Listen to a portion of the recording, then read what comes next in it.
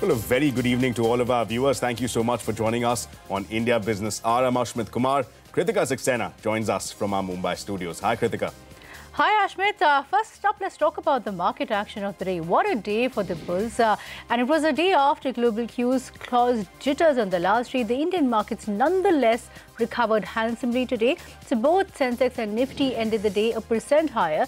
And as you can see on your screens, Bank Nifty shown in trade, rallying 2% and thus ending at a record close. Mid-caps also mirrored the benchmarks and ended positive for this year. But Ashmit, I'll have to toss it back to you for the big story this evening, which is, of course, Congress's Nyay scheme, gathering a lot of comments, a lot of discussion, and also a lot of possible fine print. Indeed, the biggest stakeholders are voicing their opinions on it. Some, of course, agreeing with it. The others, of course, questioning and asking the big question, where will the money come from? This, of course, is the top story this evening. A surgical strike on poverty. That was Rahul Gandhi's claim just a day after the Congress party announced a minimum income guarantee of 72,000 rupees every year to the 20% of poorest families of India, if voted back to power, of course. Now, the scheme with an acronym called Nyay will likely entail an expenditure of 3,60,000 crore rupees a year, given that there are roughly 25 crore households with 5 crore in the poorest category. Now, hours later, Finance Minister Arun Jaitley called the poll promise a bluff and added that the Congress has a history of swindling people in the name of poverty alleviation. Now, the Niti Aayog too dismissed the scheme. Vice Chairman Rajiv Kumar called it an election gimmick and that the scheme, if implemented, will take Indian economy 4 steps back. The Congress's minimum income guarantee pledge dominated the political discourse today as well. Rahul Gandhi highlighted, and I quote him here, he said that BJP wants to destroy the poor, the Congress wants to destroy poverty. Now, the BJP did not sit silent. It hit back as well, asking him to explain why did the previous Congress governments fail to eradicate poverty. Hindustan के 20% सबसे गरीब लोगों को हर साल Congress party की सरकार 72,000 रुपए bank account में डाल के दे देगी। उन्होंने गरीब को मिटाने का काम किया, हम अब गरीबी मिटाने का काम शुरू कर देंगे। Eradicating poverty since 1971 with Garibi Hatao program. If Garibi is still there after the Hatao program of Srimati Indira Gandhi, Rahul Gandhi first of all will have to answer that. Well, up ahead on the show, we will speak to 2 economists who advise the Congress party on the Nyay scheme. That's Lucas Chancel, economist at the World Inequality Lab, and Abhijit Banerjee, professor at Massachusetts Institute of Technology. All right, we have a lot of big interviews as well. So here's the first one. If 7% growth is not creating jobs, then India may not be growing at 7%. That's a blunt assertion coming from former RBI Governor Raghuram Rajan, who called for a revamp to figure out India's accurate growth rate. Speaking to Lata Venkatesh, Rajan proposed the setting up of an independent panel with eminent economists to lift the cloud over GDP data in India.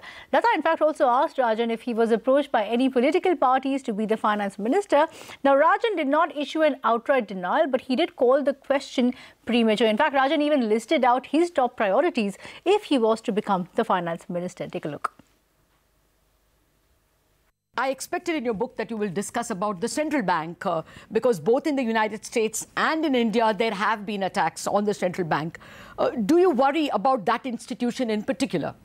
Well, I would take it more broadly. I think that a whole variety of quote-unquote elite institutions are under attack in a variety of countries. And I think some of this is because we took for granted that there was broad popular support for the institutionalization of various policies.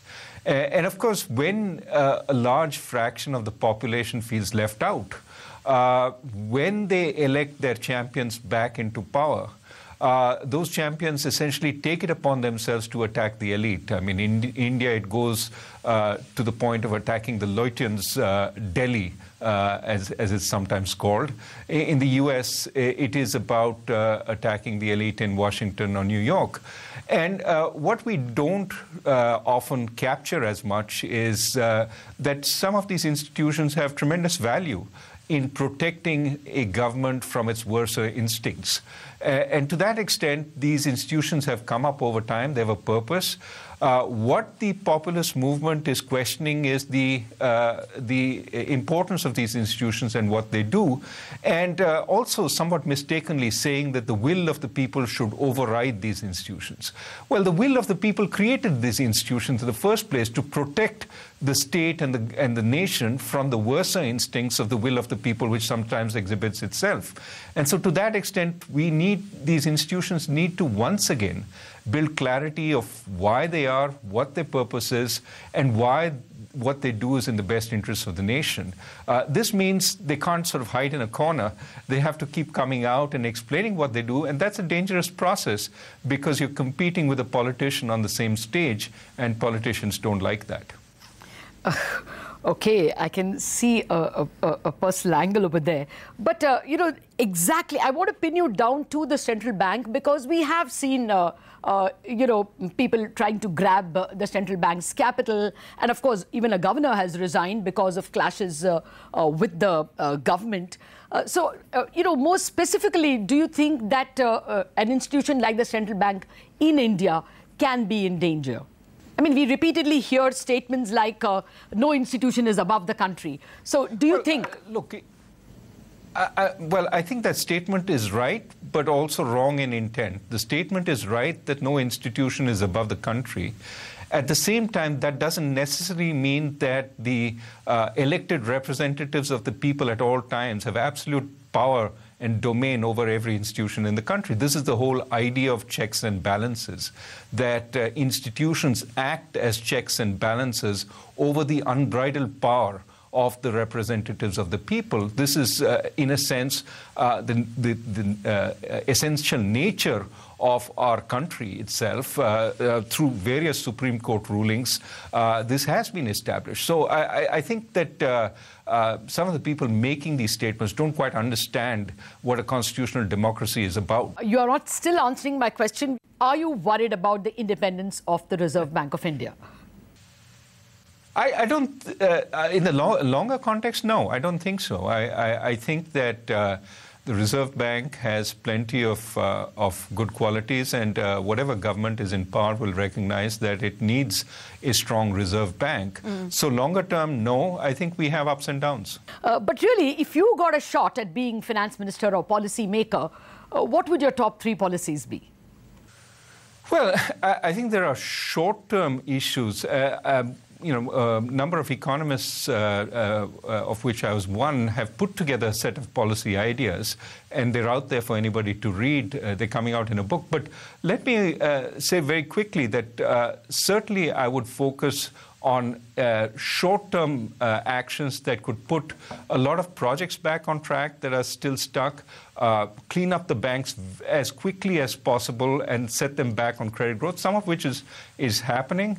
And third, try and find 2 or 3 key reforms which could unleash growth. Certainly one of them has to be how do we revive agriculture in a way that reduces distress. A second would be this issue of land acquisition. Can we learn from the best practices of the states and find methods that seem really fair, and in a sense also give states freedom to pick the method that works best for them so that we learn from each other's experiments, land acquisition, bank cleanup, as well as trying to find some key policies that would revive agriculture. These would be top priorities. Okay, well, to repeat a question I've asked you before, have you been approached by any of the parties to take up a policy-making position if they were to win? No, I think it's really premature to have these discussions. Look, I really think that this is an important election for India, and I also think we need a new set of reforms. I'd be happy to push those, ideas, and in fact, we are trying to do that more broadly to anybody who listens. What's your sense? Right now, some rating agency has marked down India's FY20 growth rate to below 7%, to 6.8. What's your own sense of the current India growth story over the next couple of years? Look, I'm in the camp that I have no idea what the statistics are at this point. We've moved them up, down, we've changed them. I think what we need is a revamp to really figure out, what our true growth rate is. Certainly, I know one minister has said, how can we be growing at 7% and not have jobs? Well, one possibility is we're not growing at 7%. But really, I think the kind of demand coming from out there that seems to, at least at this point, anecdotal, but we'll know from the elections, is that we need economic growth that reaches us. That we need stronger sort of broad-based growth, which primarily for most people means good jobs. Okay. And what we need to do is focus on that. How do we create good jobs for the vast number of people who are leaving schools, who are leaving agriculture, who are leaving universities, in such a way that they can expand India's growth? A lot of people have said the population dividend should not become a population curse. This is the time when we need to make sure that in fact doesn't happen. Okay. If I can get a one-line answer from you, are you worried about the Indian Statistical Organization and the data put out? Look, I'm not worried. I just think we need now to essentially clean up, find out what in fact is the source of confusion with the new GDP numbers, with the revisions, etc. And I would say setting up an impartial body to look at it is an important step to restoring confidence. And it may well be that that body pronounces do thus and such to rebuild confidence. But we absolutely need better confidence in our GDP numbers now, given the back and forth that we've had. Well, former RBI Governor Raghuram Rajan there stressing on the need for broad-based growth, and with that also taking a dig at the government, asking the question, are we really growing at 7%? And is there a need for perhaps an independent panel to review the growth numbers? So some strong comments those. Let's move on now. This is an exclusive corporate news break coming in. A consortium of investors, which includes the Tata Group, is set to pick up significant minority stake in GMR's airport business. Nisha Podar is here with all those details. Nisha, who all are a part of this consortium, and when can we expect an announcement?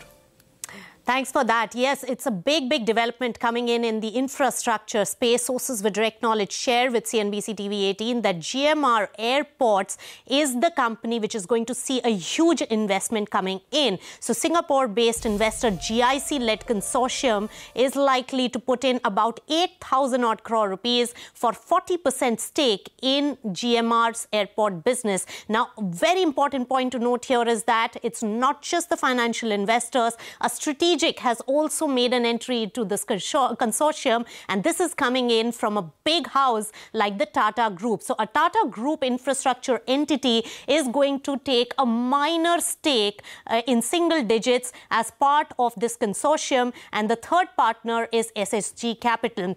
Now, what I do understand from sources with direct knowledge is that Tata Group's infrastructure entity is looking at a strategic investment, but in a very small and negligible way, because they also, remember, run aviation in the same group. So that conflict and the regulation around that also needs to be seen. On the other hand, remember, an important bit to note here is also that GMR Airports is a company which was readying itself for an IPO. So after this large investment, it doesn't look like that an IPO is imminent for GMR Airports, and a large part of this money is going to be really used by GMR Infrastructure to pare down their debt. But also remember, looking at the 11,700 crore rupees of market cap of GMR Infra, after a stupendous rise of about 15% in the last closing day, well, an equity infusion or the money infusion of 8,000 crore rupees and giving a valuation to GMR Airports to about 20,000 crore rupees is big. But also remember, if you put a comparison with the 21,000 crore rupees at which the private equity investors in the company had converted their debt, their portion of the money is also something to be watched out for. So these are the various dynamics, but a big investment coming in GMR's airport business. business. Absolutely. 8,000 crore rupees, massive investment coming in, and we are expecting an announcement shortly. Thanks, Nisha, for joining in with that. Let's get to the big corporate story that we have been tracking very closely. Jet Airways is limping back to life. In fact, it was one of the stocks flying high on the Lal Street today. Remember, only yesterday, Naresh Goyal and his wife stepped down from the Jet Airways board. On the other hand, a consortium of lenders led by the SBI decided to infuse up to 1,500 crore rupees in the airline. Now, today, the airline has said that it will reinstate 50 flights from the 31st of March. This as the aviation secretary met Jet officials to take stock of the airline's operational plans. Anu Sharma is here with the details. Anu, what are you picking up? What is the next course of action for Jet? So the Civil Aviation Ministry and DGCA today met the management of Jet Airways. SBI Chief Rajneesh Kumar was also present in that meeting. The outcome of the meeting is that the airline has said that it will be able to add 40 planes into its fleet by the end of April, and from 26th April onwards it will be able to fly 75 planes. Now the airline has said that it will start negotiations with the lessors over the next few days, and by next week it will give details as to which all routes will those 40 planes cater to and when exactly will those 40 planes be restored back into the fleet. As far as the other part of the story is concerned, what about the unused slots? The airline then plans to give a review of the unused slots, and the ministry will then offer these unused slots to other domestic carriers in consultation with the airport operators. Now, the CEO also said earlier today that he is optimistic and looking upwards. So overall, it seems like the airline is starting to make a comeback of sorts. Remember, earlier we had also reported how the airline plans to reinstate around 50 flights from March 31st onwards, and these flights, remember, were earlier suspended temporarily till the end of April. So looks like the airline plans to gradually increase its operations, but as of now, officials have told us that the composition of the interim committee which will operate Jet Airways till the time the lenders find a suitable investor for the airline will be revealed in the next couple of days. Today 35 planes are flying, and henceforth no more additional planes would be grounded. With this interim funding coming into the system, with the infusion of cash, how would the restoration of these aircraft be planned? So they said that an important element over here would be that they have to discuss the matter with the lessors, and now in the next 3-4 days that would be their top item on priority, that they will be discussing the matter with the lessors. As per the plans given by Jet, they are hopeful that by the end of next month, they would be able to fly about 40 more planes.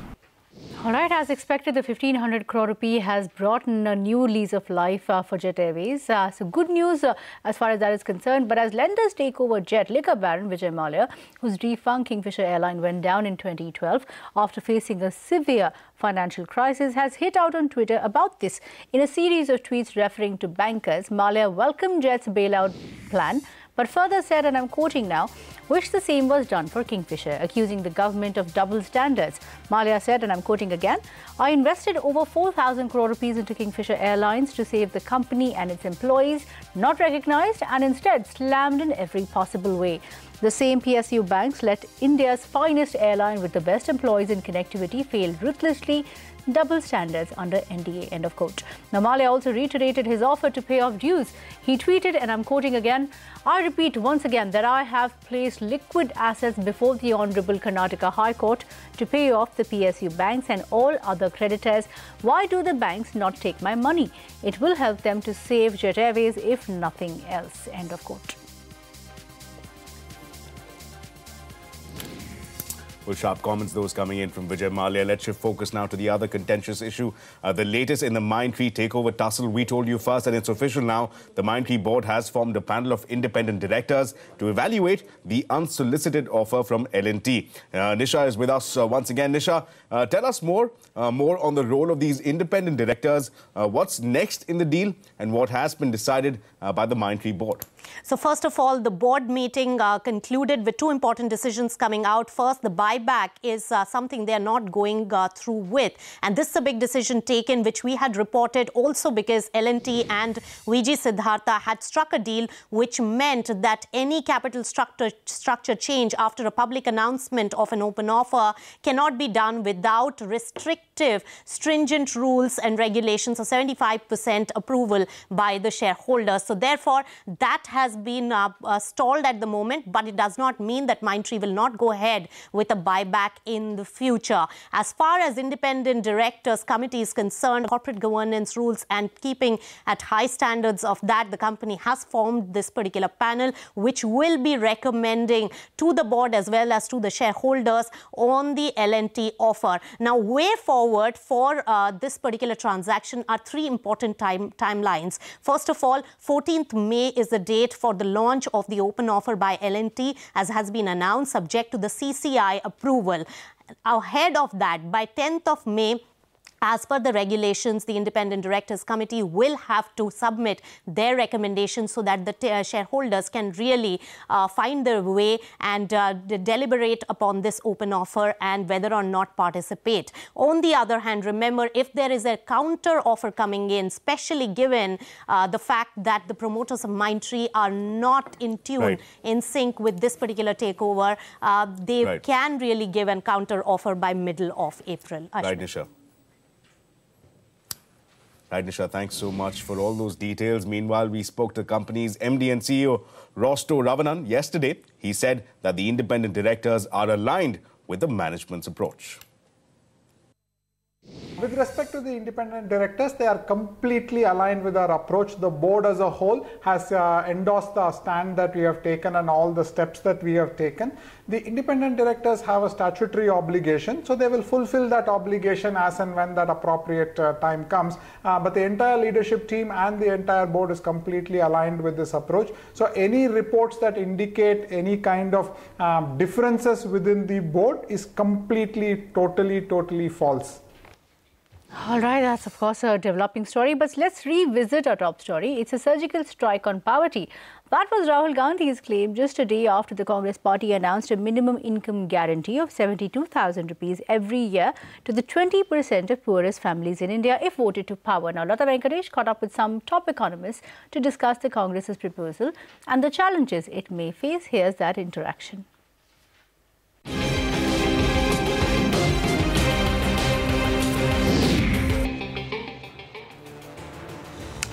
Joining us to take the discussion forward are Professor Abhijit Banerjee, Professor at Massachusetts Institute of Technology, and Lucas Chancel, co-director at the World Inequality Laboratory. Both have advised the Congress party, we believe, and helped it to design this scheme. We are also joined in a bit by Professor Himanshu, who is, again, Professor of Economics at JNU, Jawaharlal Nehru University. Gentlemen, thank you very much for joining us. Well, Professor Chancel, if I may start with you, sir. What exactly was your role in the preparation of the scheme?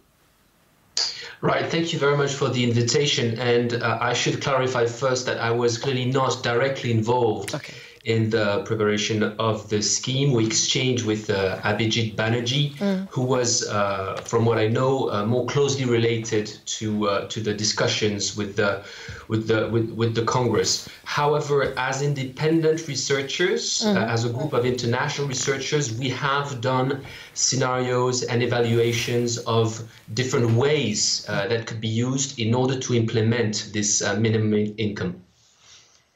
So in your estimate, will it be possible to identify the poor? So, you know, that's the first key point that needs to be made about such a scheme. We need much more clarity, which need much more transparency about income inequality and wealth inequality data in a country like India. The current state of public statistics on distributional statistics that are inequality statistics is pretty low, and this needs to be the quality of those needs to be increased. So in the current state of the situation, with the data we have at hand, we can identify a certain number of households. We can identify a certain, amount of money that would need to be spent. What exactly was your contribution?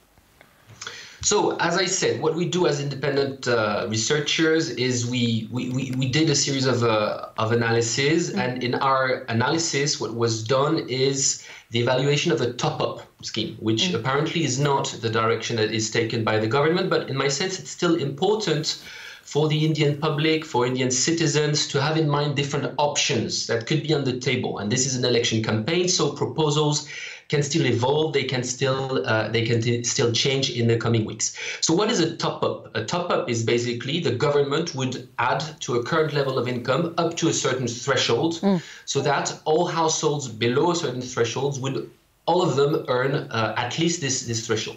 From the point of view of social justice, this might be more justified than just adding a given amount of cash, say 6,000 rupees per month per household, to all households belonging to the bottom 20%, which is what I understand what the Congress party has detailed yesterday.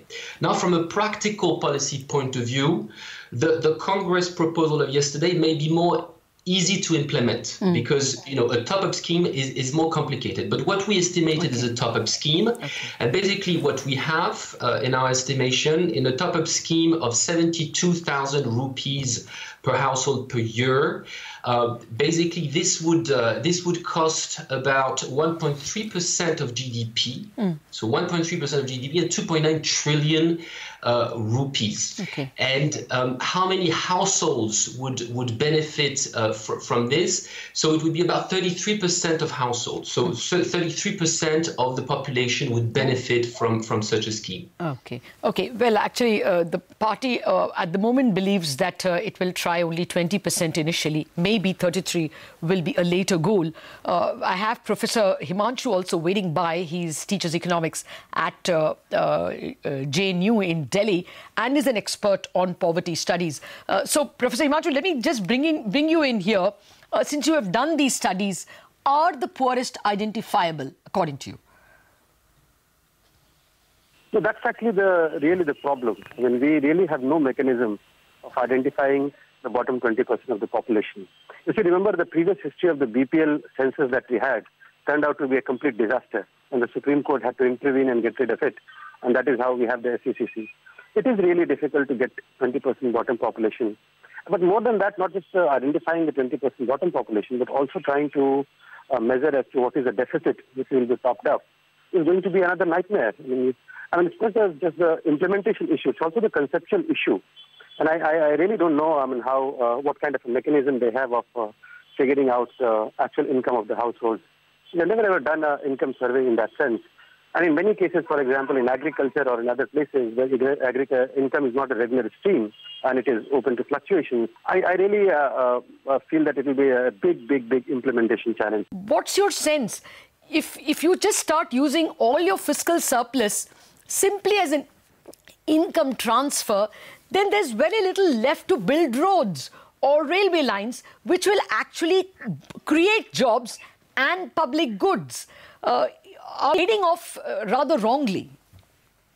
Yeah, I think we need to take this debate from perhaps from a broader angle, and this angle is how much India spends today on social expenditure, on social services, so education, health, and other social expenditure. If you look at the numbers, this value has been decreasing under this government as compared to the previous one.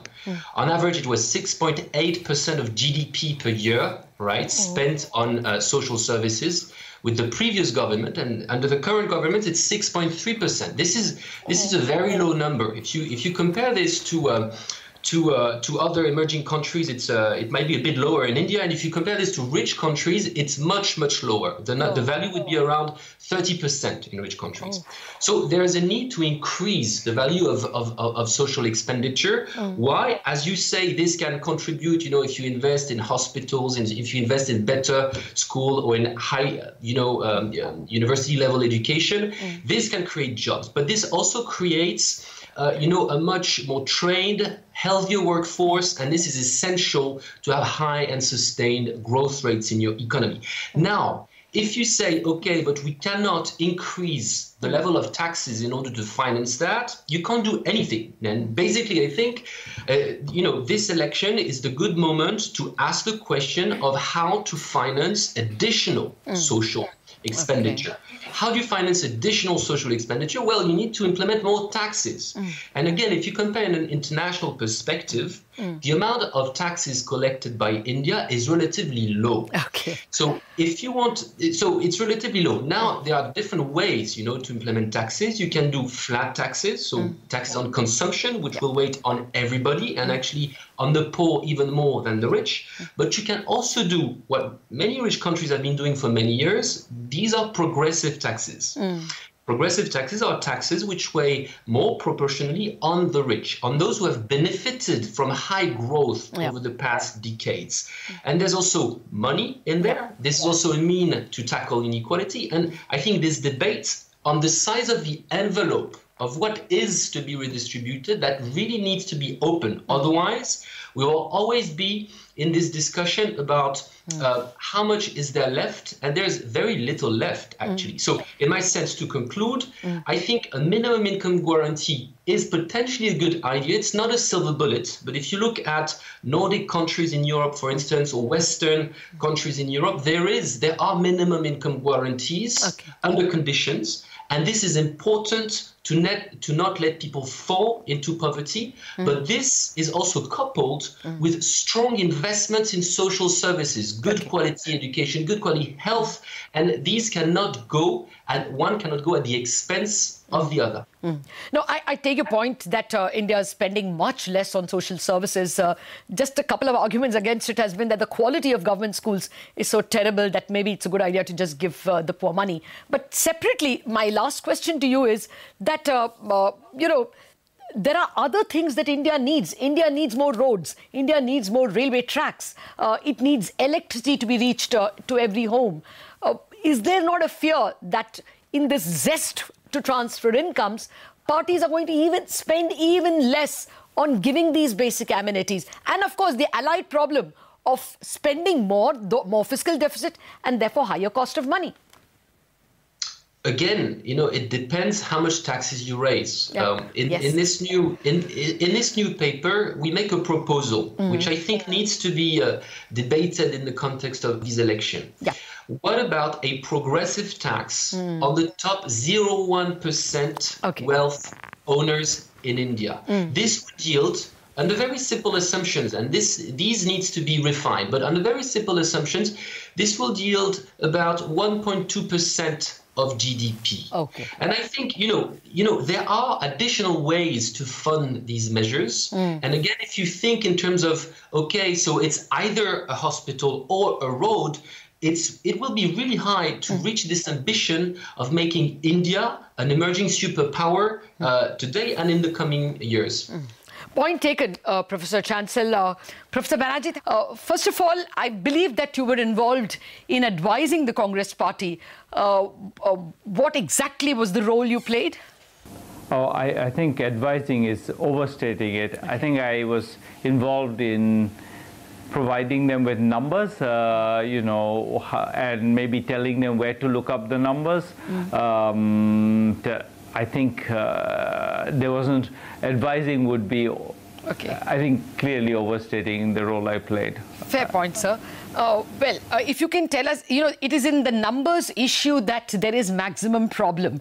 How do you expect the government, whichever the party in government, will be able to identify the bottom 20%?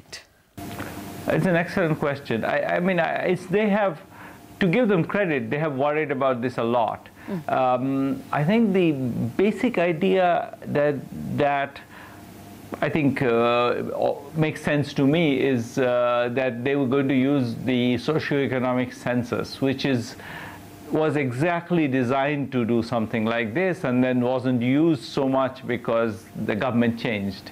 So I think that they'll need to update it because people have got richer since 2011, and so clearly, the number of people below whatever the poverty line that they set is going to has changed, and so they'll have to update it. I think doing that fast is not easy because it's obviously a very large exercise if you want to do everybody in India. But I think what they'll probably do is sort of set a set of exclusion rules. Anybody who has a car is not in the poorest of the poor, etc. You set a set of rules, and if you're not too ambitious, you don't try to get it exactly right, and you kind of err in the side of letting people in rather than excluding them, I think it's probably not too hard to do. This is going to be at least a minimum of 2 or 3 lakh crore of recurring expense for the government. Do you think the fisc can manage? I mean, as it is, there is a huge crowding out with the central and the state governments and public sector units borrowing. The inflation level is at 2.1, 2.4%. And despite a couple of rate cuts, the cost of money is not falling because government is borrowing so much. Another 2 lakh crore of expense. What happens to the fisc? I think you're right in being concerned. I think that at some point we have to bite the bullet and decide that, every year the tax cuts for the middle classes as the justification of the budget, that has to go. And this is true of every government. I don't know which government can really credibly say that we're going to continue this trend of running large deficits because we don't dare tax the middle classes. Basically, we need to move from a, I think, under-taxed economy to a reasonably taxed economy. We're not overtaxed. We have pretty low taxes, and even those don't get paid. So I think we need to move further up that value chain and just be more. I think and this is true whether or not this particular scheme is implemented. I think eventually the crisis is sort of looming. Point taken. Professor Banerjee, thank you very much for joining us in this very important conversation.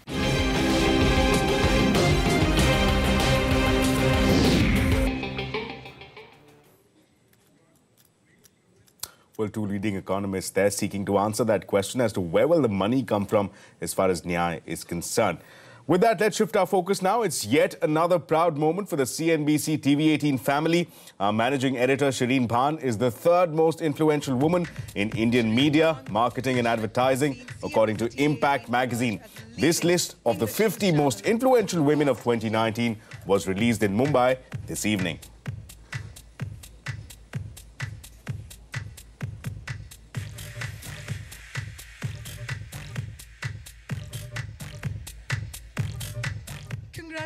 I started my career with Karan Thapar, and what he told me has always stuck with me, especially when I go into doing an interview or a show. You're not there for a fishing expedition, so go in there prepared, go in there researched, go in there with all of your homework done. And that's what I would share with anybody else who's looking at getting into this business is don't take your viewer for granted, because if they're spending even 1 minute of their time with you on a television screen, then they deserve the very best of you, and that's what you should put out there every evening. Officials met today to finalize the borrowing plan for FY20. However, the details of the borrowing calendar were not announced. Sources said that the government had sought the Election Commission's approval for the release. Sapna Das is here with more on these developments. Sapna, what's the latest? Well, what we're given to understand very clearly from EC sources is the fact that Finance Ministry did seek a nod as far as the public announcement of the H1 borrowing calendar for FY20 is concerned. They did seek a nod, but probably it was pretty late in the day. The borrowing meeting had already started, and 5:30 there was supposed to be a press conference. So that nod was sought, I suppose, according to EC sources, a wee bit late, probably in the day. Also, the nod was sought via an email. Is there a separate procedure for seeking a nod from the Election Commission? That's a bit of a question mark. Also, the Model Code of Conduct is extremely comprehensive and very clear. and it's up to the government to seek a required nod wherever possible, or wherever required for that matter. So, remains to be seen what really can be said about it. We are given to understand that once the EC nod comes through, and that's expected sometime, maybe even tomorrow, the H1 borrowing calendar will be known, the gross borrowing, the net borrowing, the T-bills, all of that. But till then, this issue between the Finance Ministry and the Election Commission, Finance Ministry seeking a nod late in the day, is what EC sources claim. Wait and watch and see what really happens.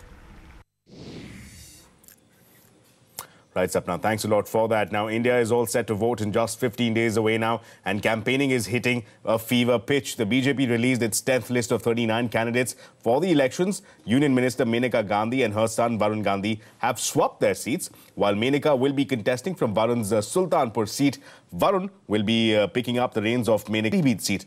Meanwhile, newly inducted Neta in the party, that's Jaya Prada, will contest from SP stronghold of Rampur against SP candidate Azam Khan. UP Minister, meanwhile, Rita Bahuguna Joshi will fight from Prayagraj. Now, senior leader Murli Manohar Joshi will not be contesting from the Kanpur seat. The party has replaced him with Uttar Pradesh Minister Satyadev Pachauri. The development comes just days after LK Advani was replaced by party President Amit Shah. In a short open letter to voters of Kanpur, Murli Manohar Joshi said that he has been told not to contest these elections. Advani ji हों और चाहे मुरली मनोहर जोशी हों और लोग हों, जितने लोग हटाए, शांता कुमार हो, ये वो लोग हैं जिन्होंने पार्टी जो बीजेपी उसको बनाया था, और वो संतुलित पार्टी थी। अडवाणी जी हमारे प्रेरणा स्रोत रहे, हमारे श्रेष्ठ नेता रहे, कल भी थे, आज भी और कल भी रहेंगे। अब वो ऐसा है कि नेचुरल कोर्स में है, कुछ उम्र के बाद तो बदलाव होते ही रहता है, और इसलिए मुझे लगता है अडवाणी जी से बातचीत होकर पार्टी के अध्यक्ष जी ने उचित निर्णय किया है। Bengaluru South Sea's dilemma has been resolved, with 28-year-old Tejasvi Surya being fielded from the constituency. Now, the seat was earlier held by late Union Minister Anant Kumar for nearly 2 decades, and speculation was rife that his wife Tejaswini would be contesting the elections from that particular seat. Now, the announcement came yesterday, and Tejasvi took to Twitter at 3 a.m. to profusely thank the Prime Minister and BJP leadership, among others, while Tejaswini and Anant Kumar appealed to BJP workers to respect the party stand. Tejaswini ma'am and I share a very special bond. Since the time of my high school days, Tejaswini ma'am has literally groomed me. Well, more from the political space. Union Minister Giriraj Singh has now confirmed to Network 18 that he will be contesting from the Begusarai seat in UP.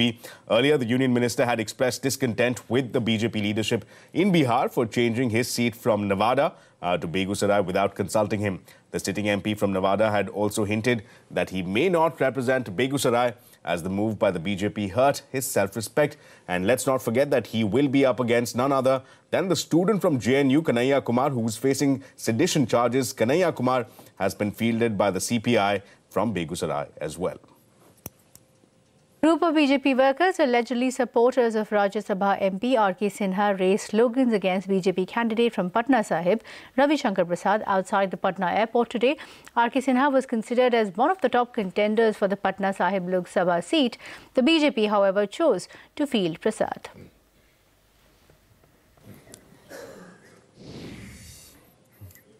Well, it's time now for our special series, Election Trending, where we put together all the election action that unfolds on social media through the day. Kevin Lee is here with today's top trends. Tonight on Election Trending, the spotlight is on the BJP's candidate choices as a young face gets fielded for an important seat in Karnataka, while a veteran MP gets snubbed in Uttar Pradesh. And actress-turned-politician Jaya Prada makes the trend charts as she joins her 5th political party. Let's dive right in. It's now official, 28-year-old Tejasvi Surya will contest the elections from the prestigious Bengaluru South seat for the BJP, and he wasted no time in taking to Twitter to show his excitement.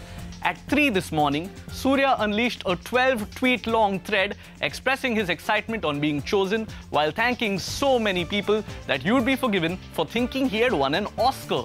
Are you excited about these elections? Not as much as Tejasvi Surya, that's for sure. Bangalore South was trending after the announcement as people were expecting Tejaswini Anantkumar, wife of late Union Minister Anantkumar, to contest the seat. A bold choice from the BJP, but it didn't stop there. Former BJP President Murli Manohar Joshi will not contest the Lok Sabha elections for the BJP, and a letter that suggested the BJP had benched him was doing the rounds on Twitter earlier in the day.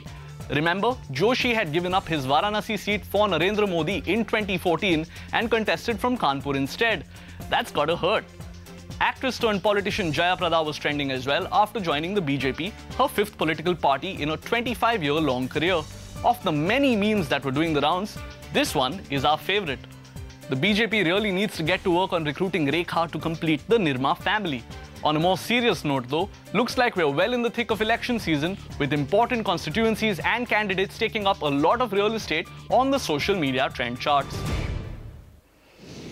All right, so that is what is trending as far as the upcoming elections and the trends are concerned. Here's another twist in the Brexit puzzle. The British lawmakers have temporarily seized control of the Brexit process from the UK Prime Minister, that's Theresa May. The MPs defied the government to vote in favour of an amendment, giving them control over Parliament's agenda, clearing the way for a series of indicative votes on alternative Brexit strategies.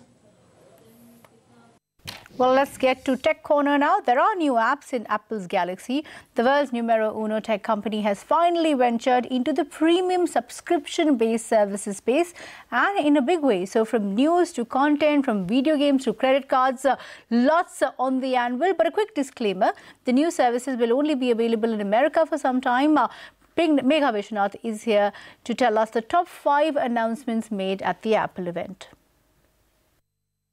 Well, after a week full of surprise launches and new hardware updates, Apple has finally unveiled its subscription services across news, television and games. Here's a quick recap of the top 5 announcements from the Apple event. The tech giant kicked off the event by adding magazines to the Apple News lineup with Apple News Plus. As of now, users in the US and Canada can pay a $9.99 monthly subscription fee, and this covers family sharing as well. The company also wants to take on traditional gaming devices with its new gaming subscription service called Apple Arcade.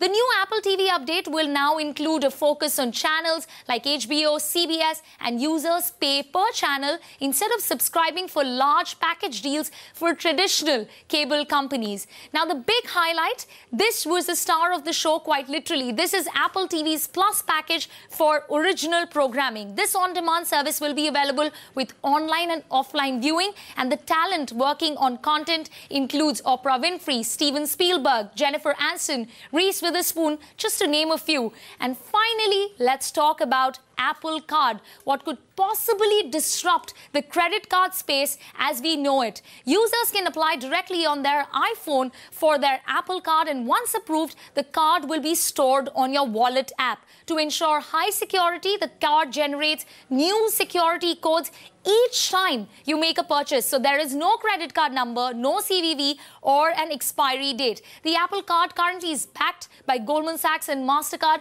and also offers a 2% cashback reward for each purchase that you make and 3% for Apple purchases, that is purchases that you make on the Apple platform. Overall, I would say that Apple knows how to put up a good show, and more importantly, they know how to ensure that users stay hooked, or rather locked into the iOS ecosystem. Well, interesting apps, those in the cart, but let's keep in mind that, as Megha pointed out, that they will not be coming to India anytime soon. So perhaps that's something that we need to watch out for. Shivani Gharat caught up with the founder, CEO and Under Armour, Kevin Plank, on the sidelines of this launch to talk about their big plans for India. Take a look. After much anticipation, Under Armour has finally set up its first store in India. We have the founder, CEO and chairman of Under Armour, Kevin Plank, with us today. Welcome to India. It's great to be here. Thank you. So I have to begin this interview by asking you, why so late? Yeah. I don't think we see it as late. I think this is our introduction. This is our hello. This is our namaste that gets to tell the world this is one of the most important markets in the world. We see it as being an absolute growth driver for sport, health and fitness as a whole. And it's time for Under Armour to be here, so we're thrilled. So what makes India so compelling for Under Armour? I mean, it's the second largest population in the world. It's got an incredibly strong, growing middle class, which we want to target while we're here.